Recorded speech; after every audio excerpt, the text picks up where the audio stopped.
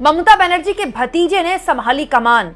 अब बूथ के बाद काउंटिंग पर नजर बनाने की तैयारी। कैसे बीजेपी ने भी कमर कस ली।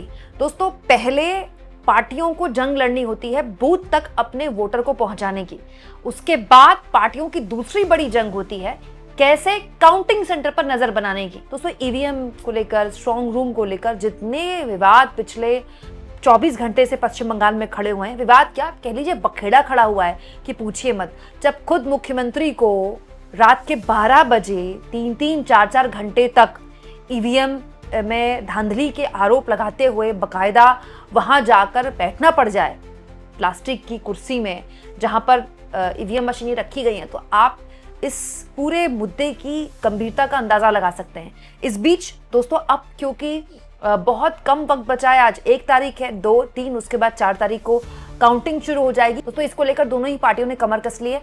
पहले मैं आपको इस वक्त की अपडेट दे देती हूँ। आप जानते हैं दोस्तों, आज सुबह से मैंने आपको 2 खबरें दिखाई हैं। दोस्तों, ममता बनर्जी सहित पूरी टीएमसी ने पिछले 24 घंटे में चुनाव आयोग और बीजेपी को कस के मतलब रगड़ रखा है, क्योंकि ममता बनर्जी और उनकी पार्टी का आरोप है कि 2 जगह पर, एक खुदीराम अनुसिल केंद्र और एक सखावत मेमोरियल स्कूल, यहाँ पर ईवीएम के साथ छेड़छाड़ की गई। जहां पर ईवीएम रखी गई है वहां पर कुछ लोग दाखिल हुए, ये आरोप टीएमसी ने लगाए। हालत ये हो गई दोस्तों कि सखावत मेमोरियल स्कूल तो स्वयं ममता बनर्जी पहुंच गई रात को 12 बजे।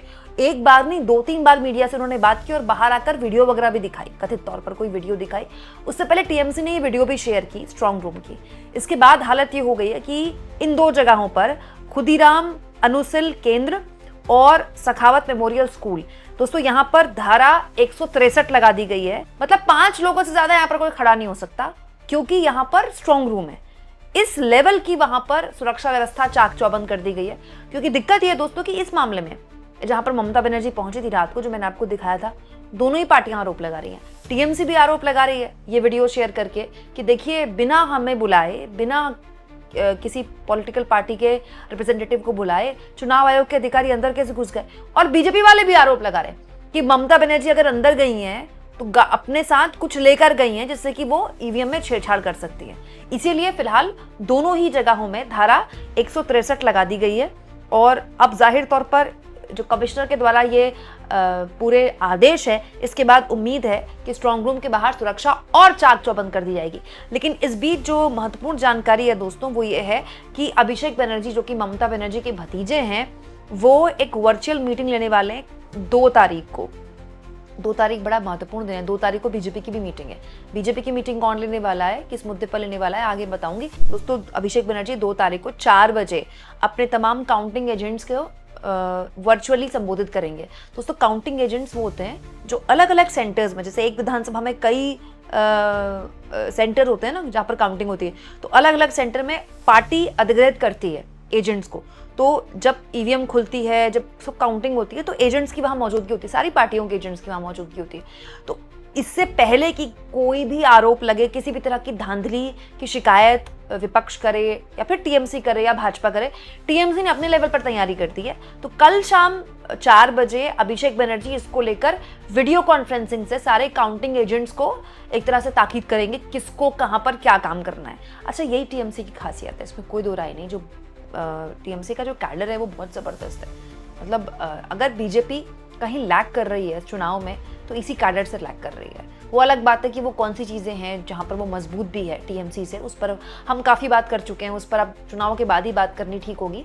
लेकिन अपने उसी कैडर को एक बार फिर से आखिरी जंग के लिए तैयार करते हुए अभिषेक बनर्जी यहाँ पर दिखाई दिए, क्योंकि अब सब कुछ स्टेक पर लग चुका है ना। अब देखिए, मुख्यमंत्री ही अगर 4 घंटे के लिए आधी रात को प्लास्टिक के स्टूल में इस तरह से बैठती हुई दिखाई दे रही है, तो अब तो पार्टी के पास कुछ बचा ही नहीं, करो या मरो वाली स्थिति है। सब कुछ झोंक दिया है। जिस दिन वोटिंग हो रही थी भवानीपुर में, उस दिन भी सुबह 8 बजे निकल गई थी ममता बनर्जी, खुद बोल रही थी रात भर सोई नहीं है, ना वो अभिषेक बनर्जी। अच्छा, एक और बात मैं आपको बताऊं, ममता बनर्जी को देखकर लग रहा है कि वो मेरे ख्याल से कई रातों से सोई नहीं है। ये बताता है कि एक विपक्ष के नेता को किस लेवल की लड़ाई लड़नी पड़ेगी। अगर उनको बीजेपी से लड़ना है, तो जीतना तो खैर जनता तय कर रही है, लेकिन लड़ने के लिए भी ये जज्बा चाहिए। खैर, अब बात करते हैं दोस्तों बीजेपी की, बीजेपी ने भी अपने लेवल पर काफ़ी तैयारियां की हैं और बीजेपी की भी कल बहुत इंपॉर्टेंट बैठक होने वाली है। दरअसल 2 मई को कोलकाता में बीजेपी ने जो बैठक बुलाई है दोस्तों, उसमें पश्चिम बंगाल के प्रभारी हैं सुनील बंसल और चुनाव प्रभारी हैं पश्चिम बंगाल केंद्रीय मंत्री भूपेंद्र यादव, दोनों शामिल होंगे। दोनों अपने अपने कार्यकर्ताओं को ताकीद करेंगे। दरअसल दोस्तों सुनील बंसल और भूपेंद्र यादव पिछले कई दिनों से पश्चिम बंगाल में डेरा डाले हुए हैं। वैसे डेरा तो पश्चिम बंगाल में गृह मंत्री भी डाले हुए हैं। आप तो जानते ही दोस्तों, जहां भी चुनाव होता है फिर हमारे देश का गृह मंत्रालय वहीं से चलता है। लेकिन भूपेंद्र यादव और सुनील बंसल पिछले काफी दिनों से यहीं पर हैं, क्योंकि जिम्मेदारी उनको मिली ना बंगाल की, और अभी भी वो वहीं पर हैं। माना यह जा रहा है कि नतीजों तक वहीं पर रहने वाले हैं वो। इनफैक्ट 30 अप्रैल की खबर है दोस्तों, जब 29 को वोट पड़ गए थे तो 30 अप्रैल को भूपेंद्र यादव और सुनील बंसल ने जितने भी नेता थे स्टेट के, बंगाल के, उनसे रिपोर्ट वगैरह लेकर सारी जानकारियां जुटाई कि किस सीट में क्या हाल है। देखिए, नेताओं को सब पता होता है, स्पेशली जब आप केंद्र की सरकार में हो तो आपको सारी जानकारी होती है। और दोस्तों ये जो पार्टियां होती है ना, ये एग्जिट पोल के झांसे में नहीं आती है। इनको पता होता है एग्जिट पोल के पीछे क्या खेल है। तो इनके अपने सर्वे अलग से होते हैं, ये उन्हीं पर विश्वास करते हैं। इंटरनल सर्वे वो कभी लीक नहीं होते हैं। तो सब पार्टियों के पास अपने इंटरनल सर्वे होते हैं, जानकारियां होती है कि कौन सी जगह पर स्थिति कमजोर हुई है, कहाँ आपने अच्छा परफॉर्म किया है। तो अब जो लड़ाई है वो आखिरी लड़ाई है, वो है काउंटिंग की।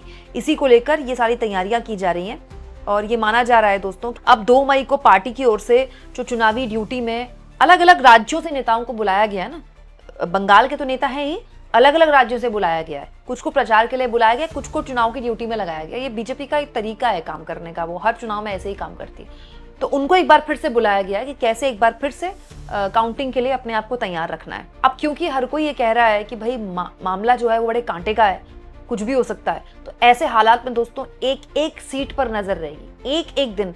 अभी तो काउंटिंग से पहले का ये हाल है, काउंटिंग के दिन तो आप देखिएगा क्या हाई वोल्टेज ड्रामा होगा। सुबह से ही दोनों पार्टियों की तरफ से अलग अलग आरोप भी लगाए जा सकते हैं। मतलब ये हाई वोल्टेज ड्रामे के लिए आप तैयार रहिएगा। किसको कितनी सीटें आएंगी वो जानकारी तो मैं आपको दूंगी, लेकिन कहाँ क्या बवाल हुआ, किसने क्या आरोप लगाए और क्या चुनाव आयोग ने क्या किया, ये भी मैं आपको बताऊंगी। इस बीच एक कंट्रोवर्सी हुई है दोस्तों, जिसको लेकर बात होनी चाहिए। आपको याद होगा सुबह भी मैंने आपको एक खबर दिखाई थी। टीएमसी ने दरअसल ये वीडियो शेयर किया था दोस्तों। ये वीडियो शेयर करके टीएमसी का दावा था कि ईवीएम के साथ छेड़छाड़ की जा रही है, कुछ गुलाबी एनवेलप्स यहां से निकाले जा रहे हैं। यही वीडियो टीएमसी ने शेयर किया और इस वीडियो को शेयर करने के बाद ममता बनर्जी मौके पर पहुंच गई। उसके बाद जो कुछ भी हुआ मैं आपको बता ही चुकी हूँ। दरअसल इस वीडियो को लेकर चुनाव आयोग ने कहा था कि ये जो है सेग्रीगेशन का काम हो रहा है, और तब चुनाव आयोग ने कहा था, बकायदा ये पूरी वीडियो फेक बताई थी चुनाव आयोग ने, और चुनाव आयोग ने मेल भी शेयर किया था कहते हुए कि सारी पॉलिटिकल पार्टीज को हमने मेल किया था, टीएमसी को भी मेल किया था, टीएमसी के लोग आए क्यों नहीं। तो चुनाव की जो प्रक्रिया है वो अधिकारी तो करेंगे ही करेंगे।